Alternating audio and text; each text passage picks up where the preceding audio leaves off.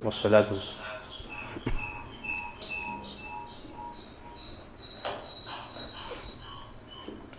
الحمد لله رب العالمين والصلاة والسلام على رسوله الكريم وعلى آله وصحبه أجمعين وأشهد أن لا إله إلا الله وأشهد أن محمدا عبده ورسوله۔ صلاة میں سرزد ہونے والی غلطیاں اور کوتاہیاں، یہ ہماری گفتگو کا موضوع ہے۔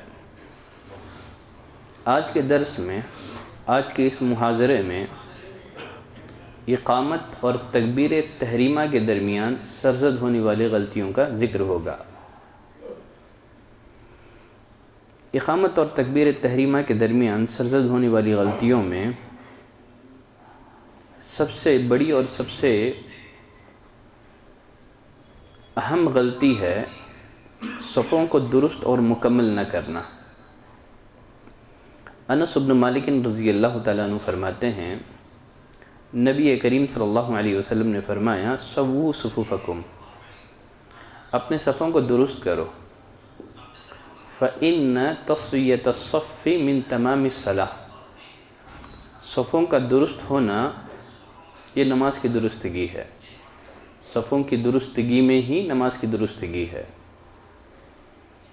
جابر بن سمرہ رضی اللہ تعالیٰ عنہ فرماتے ہیں، ایک دفعہ نبی کریم صلی اللہ علیہ وسلم نے ہم سے خطاب کر کے فرمایا، الا تصفون کما تصف الملائکۃ عند ربها، تم اس طرح صف کیوں نہیں باندھتے ہو جس طرح فرشتے اللہ کے دربار میں سب بستہ کھڑے ہوتے ہیں۔ صحابہ اکرام نے نبی کریم صلی اللہ علیہ وسلم سے سوال کیا، پوچھا، کیف تصف الملائکۃ عند ربها، فرشتے اللہ کے پاس، اللہ کے دربار میں کیسے سب باندھتے ہیں، کیسے سب بستہ کھڑے ہوتے ہیں؟ نبی کریم صلی اللہ علیہ وسلم نے فرشتوں کے صفوں کی دو خوبیاں بیان کی۔ پہلی خوبی آپ نے یہ بیان کی، یتمون الصفوف الاول، وہ اگلی صفوں کو مکمل کرتے ہیں۔ اور دوسری خوبی آپ نے یہ بتائی، وَيَتَرَاصُونَ فِي الصَّفِ، خوب مل کر کے کھڑے ہوتے ہیں۔ یتراصون گویا سیسا پلائی ہوئی دیوار ہیں، خوب مل کر کے کھڑے ہوتے ہیں۔ صفوں کے معاملے میں ہمارے معاشرے میں بہت ساری غلطیاں ہوتی ہیں۔ ایک غلطی تو اگلی صف میں جگہ رہتے ہوئے دوسری صف میں نماز پڑھنا۔ انس بن مالک رضی اللہ تعالیٰ عنہ فرماتے ہیں، نبی کریم صلی اللہ علیہ وسلم نے فرمایا، اتموا الصف المقدم، پہلی صف کو پورا کرو، ثم الذی یلیہ، پھر اس صف کو جو پہلی صف کے قریب ہے۔ اگر کوئی خلا ہے، اگر کوئی نقص ہے تو وہ آخری صف میں ہونی چاہیے۔ تو پہلی صف میں جگہ رہتے ہوئے دوسری صف میں کھڑا ہونا ایک بہت بڑی غلطی ہے۔ وابصہ رضی اللہ تعالیٰ عنہ فرماتے ہیں، ایک دفعہ نبی کریم صلی اللہ علیہ وسلم نے ایک شخص کو صف کے پیچھے اکیلے صلاۃ پڑھتے ہوئے دیکھا۔ آپ صلی اللہ علیہ وسلم نے اس کو صلاۃ دہرانے کا، نماز دہرانے کا حکم دیا۔ اور ایک حدیث میں آپ صلی اللہ علیہ وسلم نے فرمایا، صف کے پیچھے اکیلے آدمی کی نماز نہیں ہوتی ہے۔ بعض اہل علم کی رائے یہ ہے، وابصہ رضی اللہ تعالیٰ عنہ کی یہ جو حدیث ہے اس کی روشنی میں، اگر پہلی صف میں جگہ کے ہوتے ہوئے اگر کوئی آدمی دوسری صف میں کھڑے ہو کر کے نماز پڑھتا ہے تو اس کی نماز درست نہیں ہوگی۔ تو وابصہ رضی اللہ تعالیٰ عنہ کی حدیث کو انہوں نے اسی شکل پر محمول کیا ہے۔ جو آدمی اکیلے نماز پڑھ رہا تھا صف کے پیچھے، تو اہل علم کی رائے تھی کہ صف میں جگہ موجود تھی لیکن اس کے باوجود وہ اکیلا نماز پڑھ رہا تھا، تو نبی کریم صلی اللہ علیہ وسلم نے اس کو صلاۃ دہرانے کا حکم دیا۔ لیکن بعض اہل علم کی رائے یہ ہے کہ صف کے پیچھے اکیلے آدمی کی نماز مطلقاً درست نہیں ہے، چاہے صف مکمل ہو بھی گئی ہو تب بھی صف کے پیچھے اکیلے آدمی کی نماز درست نہیں ہے۔ اگر پہلی صف مکمل ہو گئی ہو تو بعد میں آنے والا شخص کیا کرے؟ اکیلا ہے، وہ کیا کرے گا اس آدمی؟ اب اس بارے میں دو رائے ہیں. ایک رائے تو یہ ہے کہ وہ امام کے ساتھ جا کر کے کھڑا ہو جائے، اور دوسری رائے یہ ہے کہ پہلی صف سے کسی آدمی کو کھینچ کر کے اپنے ساتھ ملا لے. بعض روایتوں میں گرچہ اس کا ذکر ہے، وہ روایتیں ضعیف ہیں جس میں اگلی صف سے آدمی کو کھینچ کر اپنے ساتھ ملانے کا ذکر ہے، وہ روایت ضعیف ہے.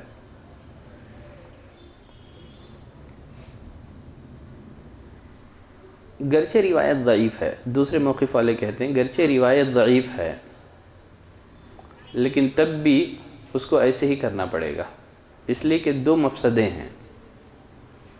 اس لیے کہ اکیلے نماز پڑھے گا تو اس کی نماز ہی نہیں ہوگی، اور دوسرا مفسدہ یہ ہے کہ کھینچے گا تو پہلی صف میں خلا پیدا ہو جائے گا. کہا کہ نماز کم از کم اس بڑے مفسدے سے تو آدمی اپنے آپ کو بچا لیا. تو غرض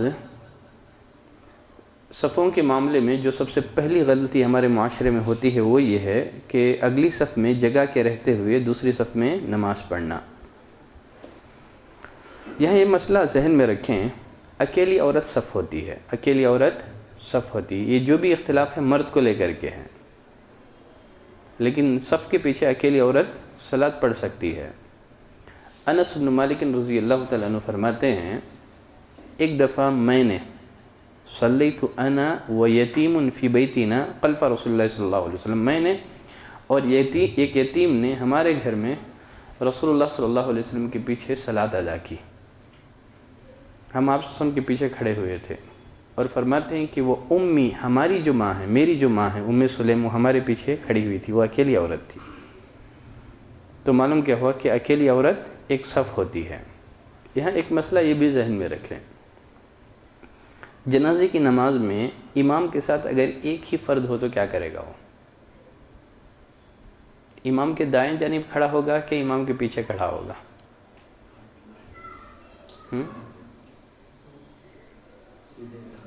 وہ امام کے پیچھے کھڑا ہوگا، امام کے دائیں جانب کھڑا نہیں ہوگا. عبداللہ ابن ابی طلحہ رضی اللہ تعالیٰ عنہ فرماتے ہیں جب ابو طلحہ کے لڑکے عمیر کا انتقال ہوا، جب عمیر وفات پا گیا تو ابو طلحہ رضی اللہ تعالیٰ عنہ نے نبی کریم صلی اللہ علیہ وسلم کو گھر پر بلایا. آپ صلی اللہ علیہ وسلم نے عمیر کی جنازے کی صلاۃ گھر پر ہی ادا کی. آپ آگے تھے، پیچھے ابو طلحہ کھڑے تھے، اور ابو طلحہ کے پیچھے ام سلیم. تو معلوم کیا ہوا کہ جنازے کی نماز میں اگر امام کے ساتھ ایک آدمی ہی کیوں نہ ہو تب بھی وہ امام کے پیچھے ہی کھڑے ہو کر کے جنازے کی صلاۃ ادا کرے گا. اور ایک مسئلہ بھی اس حدیث سے مستنبط ہوا کہ اگر بچہ وفات پا جائے، چھوٹا بچہ ہے وفات پا جائے، تو اس کی جنازے کی نماز گھر پر ہی ادا کر لی جا سکتی ہے، مسجد جنازہ لے جانے کی ضرورت نہیں ہے. چھوٹے بچے ہیں، بہت سارے لوگوں کو جمانے کی بھی ضرورت نہیں ہے، گھر پہ ہی اس کی جنازے کی نماز پڑھی جا سکتی ہے. صفوں کے معاملے میں جو دوسری غلطی ہمارے معاشرے میں ہوتی ہے وہ یہ ہے کہ بہت سارے لوگ صف سے دور کھڑے ہو کر کے نماز پڑھتے ہیں. عموماً یہ غلطی ان لوگوں سے سرزد ہوتی ہے جو کرسیوں پر، چیئر پر نماز پڑھتے ہیں. وہ صف میں آ کر کے شامل نہیں ہوتے ہیں، وہ دیوار کے کونے میں ہی نماز پڑھتے ہیں. یہ بھی بہت بڑی غلطی ہے. ان لوگوں کو چاہیے جو کرسی میں، جو چیئر پر نماز پڑھتے ہیں، وہ صف میں آ کر کے شامل ہو کر کے نماز پڑھیں. صرف آرام کی خاطر سب سے دور دیوار کے قریب کھڑے ہو کر کے صلاۃ ادا کرنا، یہ بھی بہت بڑی غلطی ہے.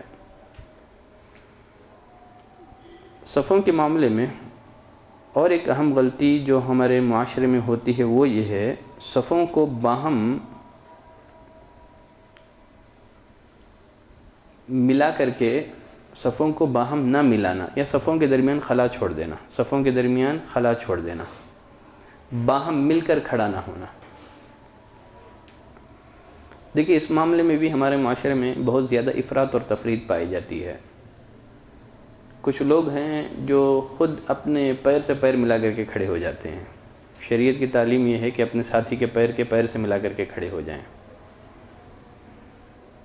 کچھ ایسے بھی ہیں جو صرف پیر سے پیر تو ملاتے ہیں لیکن کندھے سے کندھا نہیں ملاتے ہیں، اور کچھ ایسے بھی لوگ ہیں جو نمازیوں کے پیر پہ ہی کھڑے ہو جاتے ہیں، نمازیوں کو تکلیف دیتے ہیں۔ تو غرض شریعت کا حکم یہ ہے کہ باہم مل کر کے کھڑے ہو جائیں، اس طرح سے کھڑے ہو جائیں کہ درمیان میں خلا نہ ہو۔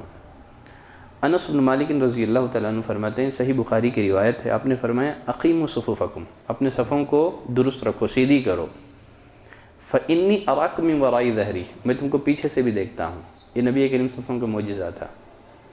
اب جب نماز پڑھا رہے ہوتے تو صحابہ اکرام سے جو غلطیاں سرزد ہوتی آپ اس کو نماز کی حالت میں دیکھ لیتے، نماز سے فارغ ہونے کے بعد آپ ان کی اصلاح کرتے، آپ تنبیہ کرتے۔ فرمایا اقیموا صفوفکم، صفوں کو سیدھی رکھو، درست رکھو، میں تم کو پیچھے سے بھی دیکھتا ہوں۔ نبی کریم صلی اللہ علیہ وسلم کے اس فرمان کو سننے کے بعد صحابہ اکرام کیسے سب باندھتے تھے؟ انس بن مالک فرماتے ہیں کان احدنا یلزق منکبہ بمنکب صاحبہ وقدمہ بقدمہ، ہم میں کا ہر شخص اپنے کندھے کو اپنے ساتھی کے کندھے سے ملا لیتا تھا اور اپنے قدم کو اپنے ساتھی کے قدم سے ملا لیتا تھا۔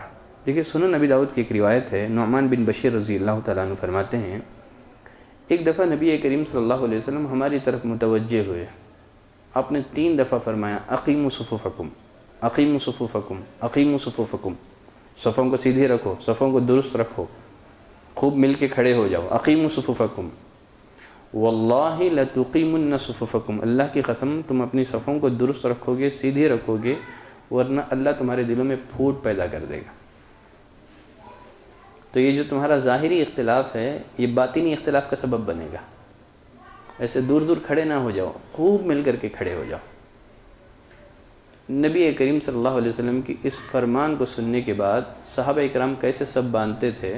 نعمان بن بشیر رضی اللہ تعالیٰ عنہ فرماتے ہیں فرأیت الرجل یلزق منکبہ بمنکب صاحبہ، میں نے دیکھا کہ آدمی اپنے کندھے کو اپنے ساتھی کے کندھے سے ملا لیتا تھا، وَرُكْبَتَهُ بِرُكْبَتِهِ، اور اپنے گھٹنے کو اپنے ساتھی کے گھٹنوں سے ملا لیتا تھا، وَكَعْبَهُ بِكَعْبِ صَاحِبِهِ، اور اپنے ٹخنوں کو اپنے ساتھی کے ٹخنوں سے ملا لیتا تھا۔ یہ تھا صحابہ اکرام کے سب باندھنے کا انداز۔ نبی کریم صلی اللہ علیہ وسلم کے اتنے واضح فرامین کے باوجود معاشرے میں ایک بڑا طبقہ ایسا ہے جو باہم ایک دوسرے سے دور ہو کر کے کھڑے ہوتے ہیں۔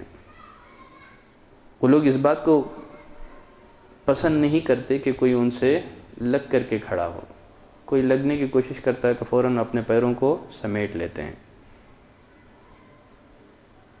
بلکہ ایک حدیث میں نبی کریم صلی اللہ علیہ وسلم نے فرمایا فوالذی نفسی بیدہ، قسم ہے اس ذات کی جس کے ہاتھ میں میری جان ہے، لأری الشیطان، میں شیطان کو دیکھ رہا ہوں، یدخل من خلل الصف، تمہارے صفوں میں جو خلا ہے، جو خالی جگہ ہے، اس میں سے شیطان کیا ہو رہا ہے؟ داخل ہو رہا ہے، کأنہا الحذب، گویا وہ بکری کا بچہ ہے۔ اگر صفوں کے درمیان جگہ خالی رہ جائے تو شیطان ان خالی جگہوں میں داخل ہو کر کے ہماری نماز میں خلل پیدا کرتا ہے، وسوسہ پیدا کرتا ہے۔ تو ہم لوگوں کو چاہیے کہ جب صلاۃ ادا کریں تو خوب مل کر کے کھڑے ہوں۔ یہاں یہ بات ذہن میں رکھیں، اگر آدمی صلاۃ ادا کر رہا تھا، اس نے دوران نماز دیکھا کہ اگلی صف میں تو جگہ ہے، کیا کرے گا وہ؟ اگر صف کو پر کرنے کے لیے اگر نماز کی حالت میں اس کو چلنا بھی پڑے تب بھی کوئی حرج نہیں۔ نبی کریم صلی اللہ علیہ وسلم نے فرمایا من وصل صفا وصلہ اللہ، جو صفوں کو ملاتا ہے اللہ تعالیٰ اسے ملاتا ہے، جو صفوں کو کاٹتا ہے اللہ اسے کاٹ دیتا ہے، اللہ اس کو اپنی رحمت سے دور کر دیتا ہے۔ تو صف بندی اس کی بڑی فضیلت ہے احادیث میں، اس کی بڑی فضیلت بھی احادیث میں بیان ہوئی ہے۔ بلکہ ایک روایت میں جو صفوں کے درمیان خلا کو پر کرتا ہے اللہ اس کے لیے جنت میں گھر بناتا ہے۔ من سد فرجۃ فی الصف، جو صف میں خالی جگہ پر کرتا ہے اللہ اس کے لیے جنت میں گھر بناتا ہے۔ تو اتنے واضح فرامین کے باوجود ہم لوگ پھر بھی نبی کریم صلی اللہ علیہ وسلم کے ان فرمودات کا، آپ کی ان سنتوں کا ہم لحاظ نہیں کرتے ہیں۔ یقیناً ان لوگوں کو ڈرنا چاہیے جو آپ کے ان فرامین کے آنے کے باوجود جو آپ کی سنتوں کی خلاف ورزی کرتے ہیں۔ اللہ نے فرمایا فَلْيَحْذَرِ الَّذِينَ يُخَالِفُونَ عَنْ أَمْرِهِ أَن تُصِبَهُمْ فِتْنَةٌ أَوْ يُصِيبَهُمْ عَذَابٌ أَلِيمٌ۔ ان لوگوں کو ڈرنا چاہیے جو آپ کے حکم کی خلاف ورزی کرتے ہیں۔ کس بات سے ڈرنا چاہیے؟ کہیں دنیا میں ایسے لوگ فتنے کا شکار نہ ہو جائیں یا اللہ انہیں اپنے عذاب کی لپیٹ میں نہ لے لے۔ چلیں آگے بڑھتے ہیں۔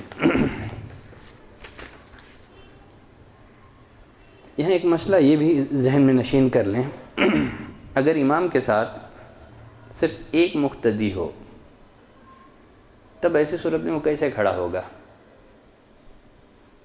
امام کے ساتھ کھڑا ہوگا یا تھوڑا سا پیچھے ہو کر کے کھڑا ہوگا؟ ہاں، یہ بھی ہمارے معاشرے میں ایک بہت بڑی غلطی ہے۔ اگر امام کے ساتھ ایک فرد ہو تو وہ جو مقتدی ہے وہ تھوڑا سا امام کے پیچھے ہو کر کے کھڑا ہوتا ہے، حالانکہ یہ غلطی ہے۔ یہ امام بخاری رحمۃ اللہ علیہ نے صحیح بخاری میں باب باندھا ہے، باب یہ ہے یقوم ان یمین الامام بحذائہ، مقتدی امام کے دائیں جانب بالکل برابر کھڑا ہوگا، امام کے پیچھے کھڑا نہیں ہوگا وہ۔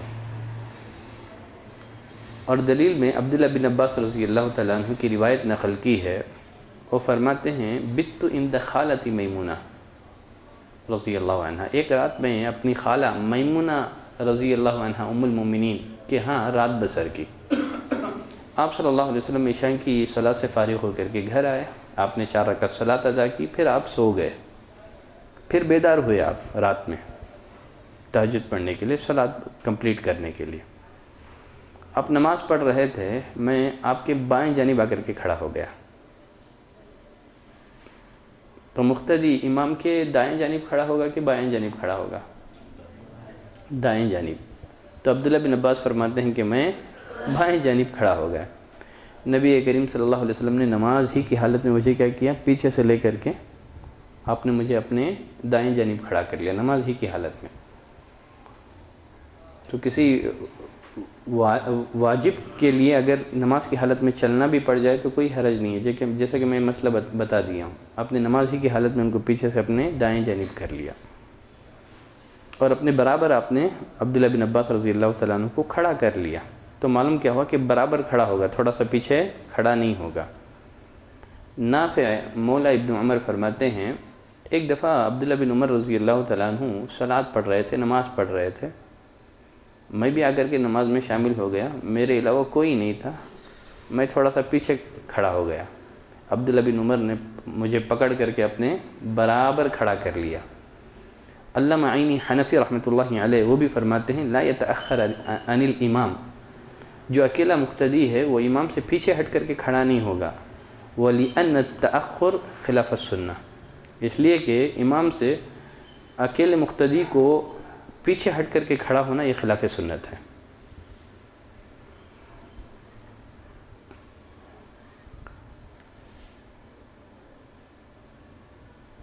نمازیوں سے اذان اور اقامت اور تکبیر تحریمہ کے درمیان جو غلطی سرزد ہوتی ہے ان میں سے غلطی یہ ہے پہلی صف میں نماز پڑھنے کا اہتمام نہ کرنا۔ بہت سارے لوگ مسجد میں ہوتے ہیں، مسجد میں ہوتے ہوئے بھی پہلی صف میں نماز پڑھنے کا اہتمام نہیں کرتے ہیں، حالانکہ اگر وہ کوشش کرتے تو پہلی صف میں نماز پڑھ سکتے تھے۔ مسجد میں ہوتے ہیں پھر بھی پہلی صف کی فضیلت کا انہیں کوئی اندازہ نہیں ہے۔ نبی کریم صلی اللہ علیہ وسلم نے فرمایا، ابو ہریرہ رضی اللہ تعالیٰ عنہ راوی ہیں، اگر لوگوں کو اذان اور پہلی صف میں موجود اجر کا ثواب معلوم ہو جائے گا، اگر لوگوں کو اذان اور پہلی صف میں موجود اجر کو جان لیں گے اور اس کو حاصل کرنے کے لیے قرہ اندازی کے علاوہ کوئی چارہ نہ ہو تو پھر وہ قرہ اندازی کے لیے بھی راضی ہو جائیں گے، قرآن اندازی میں جس کا نام نکلے گا وہ پہلی صف میں کھڑا ہوگا۔ لوگ پہلے صف کی فضیلت کو نہیں جانتے ہیں، بلکہ ابو ہریرہ رضی اللہ تعالیٰ عنہ کی اور ایک روایت میں نبی کریم صلی اللہ علیہ وسلم نے فرمایا خیر صفوف الرجال اولها، مردوں کی سب سے پہلی صف اگلی صف ہے، پہلی صف ہے، مردوں کی سب سے بہترین صف پہلی صف ہے اور بری صف آخری صف ہے۔ وخیر صفوف النساء، اور عورتوں کی آخری صف اور عورتوں کی سب سے بہترین صف آخری صف ہے اور عورتوں کی بری صف پہلی صف ہے۔ نبی کریم صلی اللہ علیہ وسلم کے دور میں خواتین مردوں کے پیچھے صلاۃ ادا کرتی تھی اور درمیان میں آڑ بھی نہیں ہوتا تھا، اگر خواتین کے لیے صلاۃ کا الگ بندوبست ہے تب ان کے لیے بہترین صف کون سی ہوگی؟ پہلی ہی صف ہوگی، آخری صف نہیں ہوگی، چونکہ عہد نبوی میں عورتیں مردوں کے پیچھے نماز پڑھتے تھے، درمیان میں کوئی دیوار نہیں تھی، درمیان میں کوئی چیز حائل نہیں تھی، تب نبی کریم صلی اللہ علیہ وسلم نے یہ بات بیان کی تاکہ مرد عورتوں سے دور سامنے نماز پڑھنے کا اہتمام اور التزام کریں۔ ابو سعید خدری رضی اللہ تعالیٰ عنہ کی اور ایک روایت میں نبی کریم صلی اللہ علیہ وسلم نے فرمایا لا یزال قوم یؤخرون، آپ نے کچھ ساتھیوں کو دیکھا، اپنے ساتھیوں کو، وہ ہمیشہ تاخیر سے آتے تھے، پہلی صف میں نماز پڑھنے کا اہتمام نہیں کرتے تھے، التزام نہیں کرتے تھے۔ آپ نے فرمایا لا یزال قوم یؤخرون، لوگ ہمیشہ تاخیر کرتے رہیں گے یہاں تک کہ اللہ انہیں پیچھے کر دے گا، وہ ہر کار خیر میں پیچھے رہ جائیں گے، جنت میں بھی پیچھے سب سے آخر میں داخل ہوں گے۔ ارباز بن ساریہ رضی اللہ تعالیٰ عنہ وہ فرماتے ہیں آپ صلی اللہ علیہ وسلم نے پہلی صف کے لیے 3 دفعہ آپ نے دعا کی اور دوسری صف کے لیے آپ نے 1 دفعہ دعا کی، تو یہ بھی بہت بڑی غلطی ہے، پہلی صف میں نماز پڑھنے کا اہتمام اور التزام نہ کرنا۔ نمازیوں سے سرزد ہونے والی غلطیوں میں سے ایک غلطی، کچھ لوگ ایسے ہیں جو ہمیشہ صف کے دائیں جانب کھڑے ہونے کے بجائے ہمیشہ بائیں جانب کھڑے ہو کر کے نماز ادا کرتے ہیں۔ پہلی صف میں اگر ممکن ہو دائیں امام کے دائیں جانب کھڑے ہو سکتے ہیں تو دائیں جانب کھڑے ہو کر کے نماز پڑھنے کا اہتمام کرنا چاہیے۔ برا بن عازب رضی اللہ تعالیٰ عنہ فرماتے ہیں ہم جب بھی نبی کریم صلی اللہ علیہ وسلم کے پیچھے نماز ادا کرتے ہماری کوشش ہوتی کہ ہم دائیں جانب کھڑے ہوں، بلکہ سیدہ عائشہ رضی اللہ تعالیٰ عنہ کی ایک روایت میں نبی کریم صلی اللہ علیہ وسلم نے فرمایا ان اللہ و ملائکتہ یصلون علی میامن الصف، اللہ اور اس کے فرشتے ان لوگوں کے لیے درود بھیجتے ہیں۔ یعنی اللہ کے درود بھیجنے کا مطلب کیا ہے؟ اللہ ان کی تعریف کرتا ہے، اللہ ان پر اپنی رحمت نازل کرتا ہے اور فرشتے ان کے لیے درود بھیجتے ہیں، یعنی ان کے لیے مغفرت کی دعا کرتے ہیں۔ کن کے لیے؟ علی میامن الصف، جو صف کے دائیں جانب کھڑے ہو کر کے نماز پڑھنے کا اہتمام کرتے ہیں۔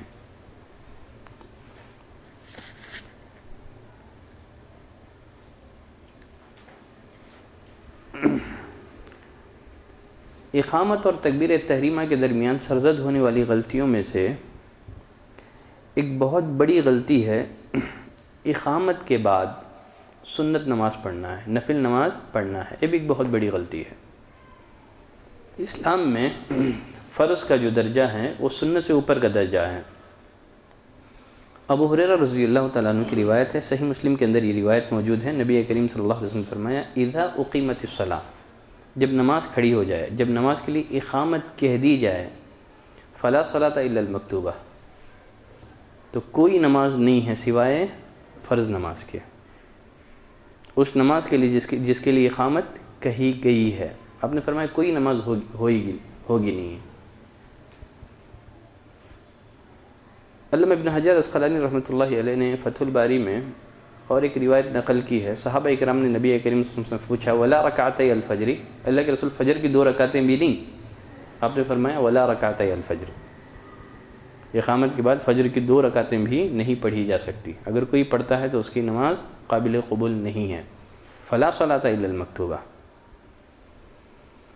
عبداللہ بن بجینہ رضی اللہ تعالیٰ عنہ فرماتے ہیں ان رسول اللہ صلی اللہ علیہ وسلم مر برجل یصلی، آپ صلی اللہ علیہ وسلم کا ایک آدمی پر سے گزر ہوا، نماز پڑھ رہا تھا، وقد اقیمت صلاۃ الصبح، فجر کی نماز کے لیے اقامت کہی جا چکی تھی، فَكَلَّمَهُ بِشَيْءٍ، وہ نماز پڑھ رہا تھا، آپ نے جا کر کے اس سے کچھ بات کی. لا ندری ما ہوا، ہم نہیں جانتے کہ آپ نے اس سے کیا بات کی. فَلَمَّا انصَرَفْنَا، جب ہم نماز سے فارغ ہوئے، أَحَطْنَا، ہم اس کو جا کر کے گھیر لیے. پوچھا اس سے ماذا قال لک، نبی کریم صلی اللہ علیہ وسلم نے نماز کی حالت میں تجھ سے کیا گفتگو کی، کیا بات کی؟ تو اس نے کہا، نبی کریم صلی اللہ علیہ وسلم نے مجھ سے کہا، یوشک ان یصلی احدکم الصبح 4، ایسا لگتا ہے کہ تم میں سے کچھ لوگ صبح کی نماز 2 کے بجائے 4 پڑھتے ہیں.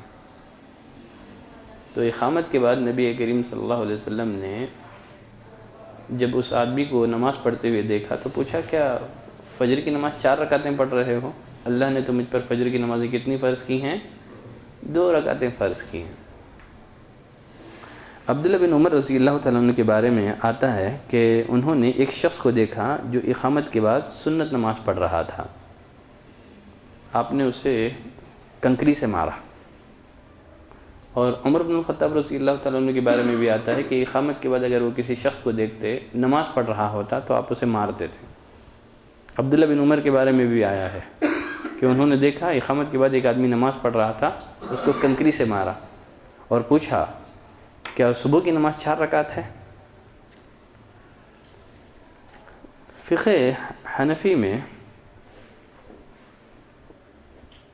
اگر آدمی مسجد میں داخل ہو جائے تو وہ سب سے دور کھڑے ہو کر کے یا مسجد کے کسی کونے میں فجر کی 2 رکعت سنتیں پڑھ کر کے امام کے ساتھ شامل ہونا چاہے تو شامل ہو سکتا ہے، لیکن صف کے قریب ہو کر کے نہیں ہے. صف سے دور کسی مسجد کے ایک کونے میں چاہے تو وہ نماز ادا کر سکتا ہے. حالانکہ یہ عمل بھی نبی کریم صلی اللہ علیہ وسلم کے ایک واضح حدیث کے خلاف ہے. عبداللہ بن سرجس رضی اللہ تعالیٰ عنہ فرماتے ہیں، دخل رجل المسجد، ایک آدمی مسجد میں داخل ہوا، ورسول اللہ صلی اللہ علیہ وسلم فی صلاۃ الغدات، آپ صبح کی نماز پڑھا رہے تھے.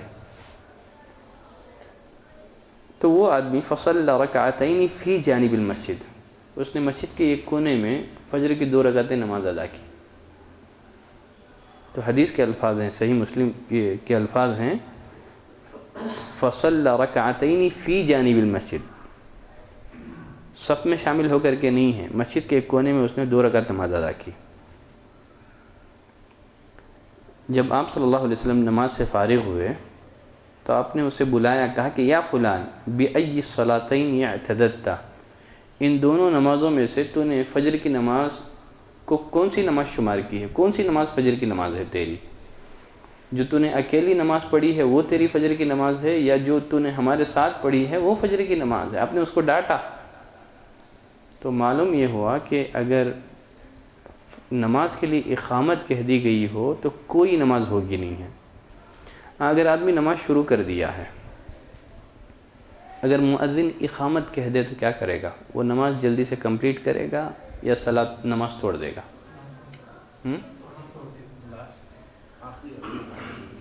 ہاں، شیخ صالح عثیمین رحمۃ اللہ علیہ فرماتے ہیں کہ اگر آدمی دوسری رکعت میں ہے، اگر وہ ہلکی سے جلدی سے 1 رکعت پڑھ کر کے امام کے ساتھ شامل ہو سکتا ہے تو وہ شامل ہو جائے. فقہ حنفی میں ایسا ہے کہ اگر آدمی کو دوسری رکعت چک جانے کا خوف ہے، دوسری رکعت پہلی نہیں ہے، ٹھیک ہے، دوسری رکعت کے چک جانے کا خوف ہے تو پھر نہیں پڑھے گا. نہیں، اگر اس کو یقین ہے کہ میں آرام سے 2 رکعت سنت پڑھ کے بھی جاؤں تو مجھے دوسری رکعت مل جائے گی، تب بھی وہ فجر کی 2 رکعت پڑھے گا. یقیناً فجر کی جو 2 رکعت ہے یہ بڑی اہمیت کی حامل نماز ہے. نبی کریم صلی اللہ علیہ وسلم نے فرمایا، رکعتا الفجر خیر من الدنیا وما فیہا، فجر کی جو 2 رکعتیں ہیں دنیا اور دنیا کی ساری چیزوں سے بہتر ہیں. لیکن اگر کبھی کبھار کوئی انسان فجر کی فرض صلاۃ سے قبل سنت نہ پڑھ سکیں تو اس طرح کے تکلفات کرنے کی ضرورت نہیں ہے. شریعت نے ہمیں چھوٹ دی ہے. وہ چھوٹ کیا ہے؟ یا تو وہ فجر کی فرض نماز کے بعد سنت پڑھ لیں، سنن ابن ماجہ کی روایت ہے، نبی کریم صلی اللہ علیہ وسلم نے ایک شخص کو فجر کی فرض نماز کے بعد 2 رکعت نماز ادا کرتے ہوئے دیکھا۔ پوچھا الصلاۃ الصبح مرتین، کیا صبح کی نماز 2 مرتبہ پڑھ رہے ہو؟ اس نے کہا نہیں اللہ کے رسول، بات یہ ہے فجر کی جو 2 رکعتیں سنت ہیں وہ مجھ سے رہ گئی تھی، اب میں اس کو ادا کر رہا ہوں۔ نبی کریم صلی اللہ علیہ وسلم خاموش ہو گئے۔ نبی کریم صلی اللہ علیہ وسلم کی خاموشی کس بات کی دلیل ہے؟ رضامندی کی دلیل ہے، اس لیے کہ آپ کے سامنے اگر کوئی غلط کام کیا جائے تو آپ خاموش ہو سکتے ہیں۔ اس لیے علماء نے حدیث کی کتنی قسمیں بیان کی ہیں؟ حدیث کی کتنی قسمیں ہیں؟ کتنی قسمیں حدیث کی؟ 3 قسمیں ہیں۔ نمبر 1 قولی، فعلی، تقریری۔ قولی، فعلی، تقریری۔ قولی جو نبی کریم صلی اللہ علیہ وسلم نے جو کہا ہو انما الاعمال بالنیات، ٹھیک ہے۔ فعلی جو نبی کریم صلی اللہ علیہ وسلم نے کیا ہو۔ اور حدیث کی ایک تیسری قسم ہے تقریری۔ کیا ہے؟ تقریر۔ نبی کریم صلی اللہ علیہ وسلم کی موجودگی میں صحابہ نے کوئی کام کیا ہو اور آپ صلی اللہ علیہ وسلم نے اس کام پر صحابہ اکرام کو نہ روکا ہو، ٹوکا ہو، تو یہ بھی کیا ہو گیا؟ یہ بھی سنت ہے، گویا آپ اس کام کے کرنے کی اجازت دے رہے ہیں۔ تو ایک طریقہ تو یہ ہے کہ جو سنت نمازیں جو رہ گئی ہیں وہ فجر کی فرض نمازوں کے بعد پڑھ لیں، اور دوسرا طریقہ یہ ہے کہ ایسا آدمی سورج کے طلوع ہونے کے بعد نماز پڑھ لیں، سورج کے طلوع ہونے کے بعد نماز پڑھ لیں، اس لیے کہ ایک حدیث میں نبی کریم صلی اللہ علیہ وسلم نے فرمایا من لم یصلی رکعتي الفجر، جس نے فجر کی 2 رکعتیں نہیں پڑھیں فلیصلیہما بعدما تطلع الشمس، سورج کے طلوع ہونے کے بعد ان کو پڑھ لیں۔ اور ابو ہریرہ رضی اللہ تعالیٰ عنہ فرماتے ہیں ان نبی صلی اللہ علیہ وسلم نام عن رکعتي الفجر، ایک مرتبہ نبی کریم صلی اللہ علیہ وسلم فجر کی جو 2 رکعتیں ہیں نہیں پڑھ سکے، فقضاهما بعدما طلعت الشمس، سورج کے طلوع ہونے کے بعد آپ نے ان 2 رکعت نمازوں کی قضا کی۔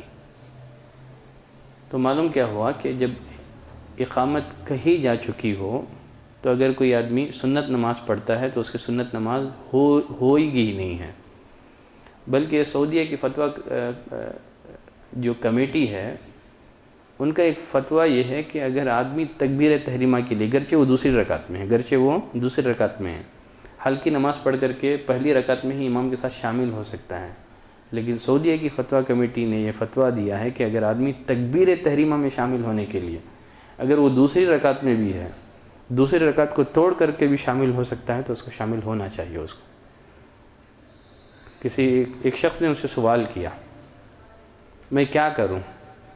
کہا کہ نماز کو توڑ دو اور تکبیر تحریمہ میں شامل ہو جاؤ۔ تکبیر تحریمہ انشاءاللہ اس کی بھی ایک خاص فضیلت ہے۔ ایک حدیث میں نبی کریم صلی اللہ علیہ وسلم نے فرمایا کہ اگر کوئی آدمی 40 دن تکبیر اولیٰ کے ساتھ نماز کا اہتمام کریں تو اسے 2 آزادیاں حاصل ہوتی ہیں، ایک نفاق سے آزادی اور ایک جہنم کی آگ سے آزادی۔ کتبت لہو براءتان، اس کے لیے 2 آزادیاں لکھ دی جاتی ہیں، ایک براءۃ من النفاق، نفاق سے آزادی، اور دوسرا وبراءۃ من النار، جہنم کی آگ سے آزادی اس انسان کے لیے لکھ دی جاتی ہیں۔ ایک آدمی سنت نماز پڑھ رہا تھا، اقامت ہو گئی، اب نماز کو تو اسے ختم کرنا ہے، کیسے ختم کرے گا وہ؟ سلام پھیرے گا یا بنا سلام کے ختم کر دے گا؟ سلام پھیرے گا۔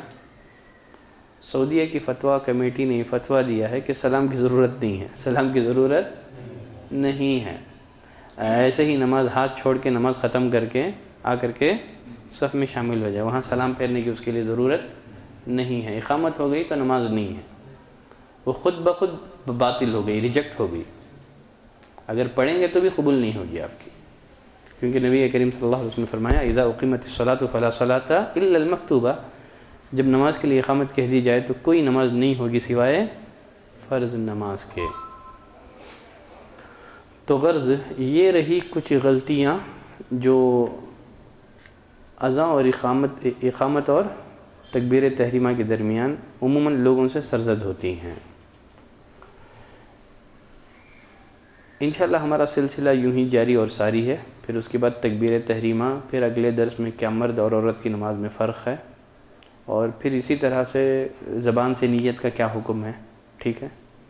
گرچہ یہ بھی تکبیر تحریمہ سے قبل ہے، نیت جو ہے زبان سے جو کی جاتی ہیں یہ بھی کب ہے، تکبیر تحریمہ سے قبل کا معاملہ ہے، لیکن انشاءاللہ تھوڑا اس پر اگلے درس میں تفصیل سے میں روشنی ڈالوں گا۔ زبان سے نیت کا حکم، مرد اور عورت کی نماز میں کیا کوئی فرق ہے، اگر فرق ہے تو کن اعتبار سے فرق ہے، کن اعتبار سے فرق نہیں ہے، تو یہ سارے موضوعات ہیں، انشاءاللہ اگلے درس میں اس پر تفصیلی گفتگو آئے گی۔ آج کے لیے انشاءاللہ اتنی باتیں، اتنی گفتگو کافی ہے۔ اگر کسی کے پاس کوئی سوال ہے اسی موضوع سے ریلیٹڈ تو وہ پوچھ سکتا ہے۔ سجدے کی نماز کے بعد فجر نماز کھڑ گیا، سنت نہیں پڑھا تھا، امام سجدہ شامل ہو گیا، بعد نماز کے بعد پھر پڑھ لینا بہتر کہ یا سورج کھلنے کے بعد پڑھنا بہتر؟ دو بھی آپ کے لیے پھر بھی کیا بہتر؟ پریفرنس یہ ہے کہ سورج کے طلوع ہونے کے بعد پڑھیں، سورج کے طلوع ہونے کے بعد پڑھیں، کیونکہ ایک تو اس بارے میں قولی حدیث بھی ہے اور عملی حدیث بھی ہے، قولی حدیث بھی ہے اور عملی حدیث بھی ہے۔ قولی حدیث آپ صلی اللہ علیہ وسلم نے فرمایا کہ جس انسان کی فجر کی 2 رکعتیں چھوٹ جائیں فلیصلیہما بعد ما تطلع الشمس، سورج کے طلوع ہونے کے بعد پڑھ لیں۔ اور ابو ہریرہ کی عملی حدیث بھی ہے کہ ایک دفعہ سونے کی وجہ سے فجر کی 2 رکعتیں ہم سے چھوٹ گئیں تو آپ نے سورج کے طلوع ہونے کے بعد ان کو آپ نے قضا کیا، لیکن اگر کوئی فرض نماز کے بعد بھی قضا کر لیں تو اس میں کوئی حرج نہیں ہے، افضل وہ ہے۔ پریفرنس کی جو آپ نے بات کہی ہے وہ سورج کے طلوع ہونے کے بعد۔ سنت گھر میں پڑھنا پہلے کہ بہتر ہے، مدینہ پڑھنا؟ گھر میں پڑھنا ہی افضل ہے، انشاءاللہ اس پر بھی آگے گفتگو آئے گی۔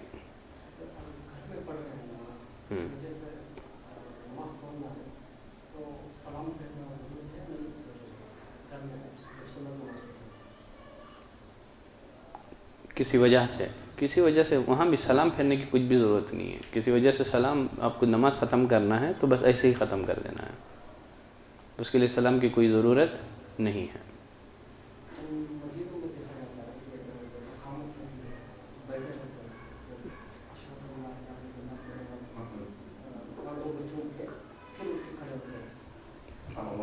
غلط ہے، اس کی کوئی دلیل نہیں ہے،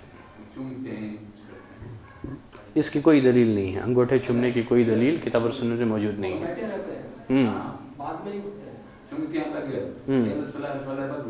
قد قامت الصلاۃ کے بعد اٹھتے ہیں، ہاں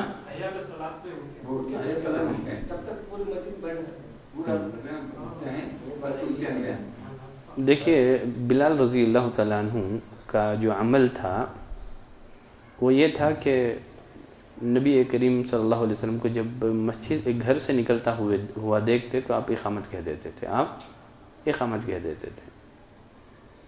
اور کبھی آپ صلی اللہ علیہ وسلم جائے نماز میں آنے سے قبل، کھڑے ہونے سے قبل صحابہ بھی سب باندھ دیتے تھے۔ تو اس معاملے میں شریعت نے کشادگی رکھی ہے کہ اگر اندیشہ ہے، امام ابھی گھر سے نہیں آیا ہے لیکن مسجد میں ہے، ایک حدیث میں رسول اللہ صلی اللہ علیہ وسلم نے فرمایا کہ جب تک تم مجھے نہ دیکھ لو نہ کھڑے ہو جاؤ، لا تقوموا حتی ترونی۔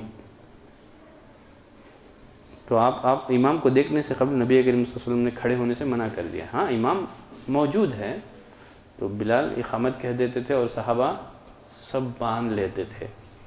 اگر کوئی آدمی اس کو سنت سمجھتا ہے، کس کو، حی علی الصلاۃ پہ کھڑے ہونے کو سنت سمجھتا ہے تو پھر یہ غلط ہوگا، لیکن آدمی ایسے ہی کھڑے ہو رہا ہے، کوئی قد قامت الصلاۃ پہ کھڑے ہو رہا ہے، کوئی حی علی الصلاۃ پہ کھڑے ہو رہا ہے، اس میں کشادگی ہے، گنجائش ہے اس مسئلے میں، لیکن حی علی الصلاۃ پہ کھڑے ہونے کو سنت سمجھتا ہے تو پھر یہ غلط ہے۔ وہ اگر کوئی میرے سے کھڑ گیا تو نقطہ چینی کر کے بیٹھا گروپ کو دیکھتے ہیں،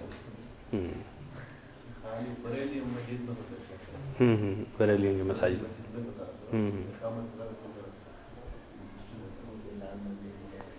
اگر دوسری صف کا ایک پہلا آدمی آ کے پہلی صف کا آدمی کو پیچھے لے کے گیا تو پہلی صف میں جگہ رہ جائے نا، تو وہ کیسا پورا کریں گے؟ تو اسی لیے جیسے میں بتایا شروع میں بھی، یہ جو مسئلہ ہے اس بارے میں اہل علم کے 2 قول ہیں، ٹھیک ہے۔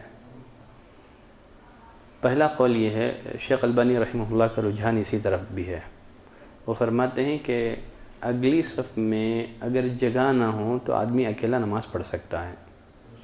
اگلی صف میں جگہ نہ ہو تو آدمی اکیلا نماز پڑھ سکتا ہے. یہ بامر مجبوری ہے. ٹھیک ہے.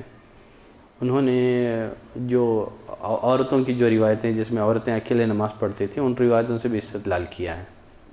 کہا کہ عورت بھی بامر مجبوری اکیلی نماز پڑھ سکتی ہے, مرد بھی بامر مجبوری صف کے پیچھے اکیلا نماز پڑھ سکتا ہے. ابھی انس بن مالک کی جو روایت میں نے پڑھی, ام سلیم وہ اکیلی نماز پڑھ رہی تھی.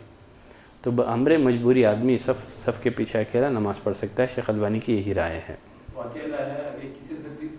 چلیں پہلے قول سن لیں. شیخ البانی کا قول یہی ہے. ٹھیک ہے, پہلی صف کمپلیٹ ہو چکی ہو تو ایسا آدمی اکیلا نماز پڑھے گا, وہ کھینچے گا نہیں کسی سے. اس لیے کہ اگر کھینچتا ہے تو دو نقصان ہیں. ایک نقصان یہ ہے کہ پہلی صف میں خلا ہو گیا, اور دوسرا نقصان یہ ہے کہ آپ نے اس کو فضیلت سے محروم کر دیا. آپ نے اس کو پہلی صف کی فضیلت سے محروم کر دیا. دو نقصانات ہو گئے. اس لیے اکیلا ہی ایسا آدمی نماز پڑھ لے گا. یہ رائے کس کی ہے؟ شیخ البانی رحمۃ اللہ علیہ کی ہے. لیکن دوسری رائے یہ ہے, اس کو اکثر جمہور اہل علم نے اسی کو اختیار کیا ہے. زبیر علی زئی نے بھی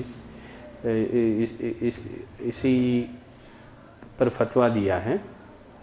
تو ایسا آدمی مطلقاً یعنی چاہے صف میں جگہ ہو یا نہ جگہ ہو, آدمی صف کے پیچھے اکیلا نماز نہیں پڑھ سکتا.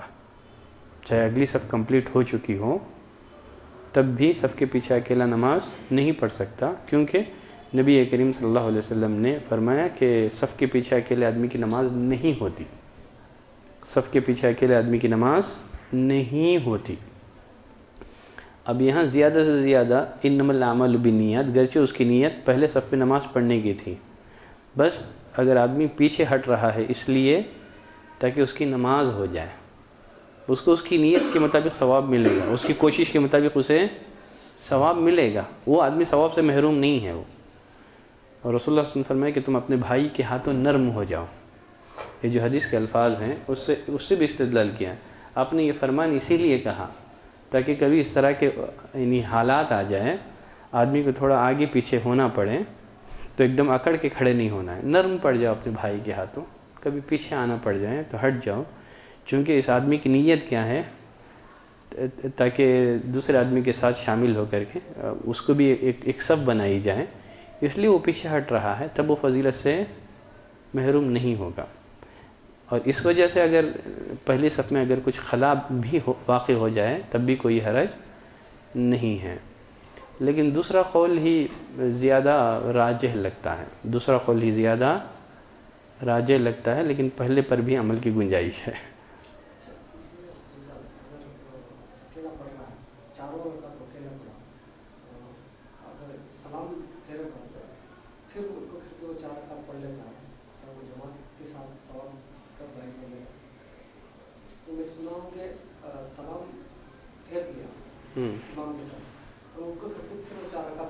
اگر آدمی کو امام کے ساتھ ایک سجدہ بھی مل گیا تو اسے جماعت کا ثواب مل جائے گا. ایک سجدہ اور ایک بار سوال دہراؤ آپ. ابھی امام کے ساتھ میں آیا, دوسری صف میں اکیلا پڑھ رہا ہوں, چاروں رکعت میں نے پڑھے امام کے ساتھ. آپ اکیلے تھے کیا؟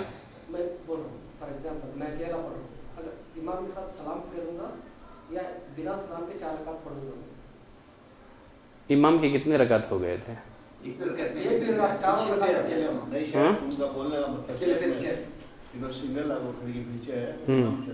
اکیلے کی نماز نہیں ہوتی نا, اکیلا کھڑے 4 بھی نماز ملی ہے, پھر بھی کو 4 پڑھنا کیا مشکل ہے. جو سلام پھیروں گا میں امام کے ساتھ تو کیا کر کے 4 رکعت پڑھ لوں گا.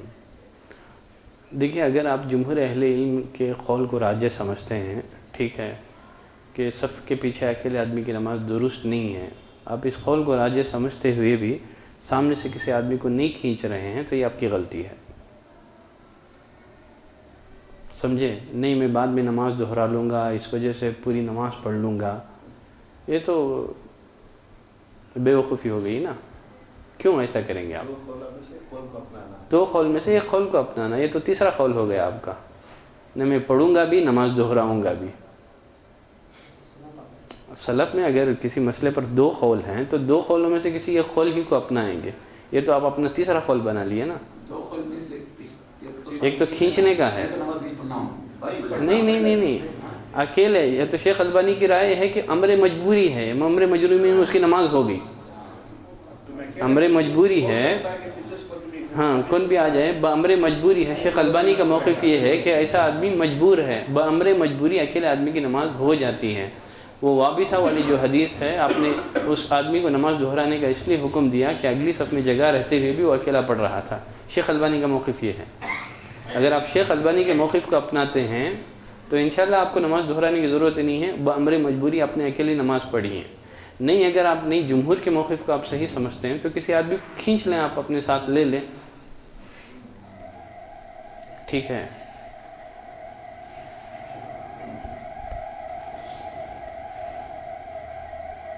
نہیں ہے نا کوئی مسئلہ اور کوئی سوال؟ سبحانک اللہم و بحمدک اشہد ان لا الہ الا انت استغفرک و اتوب الیک.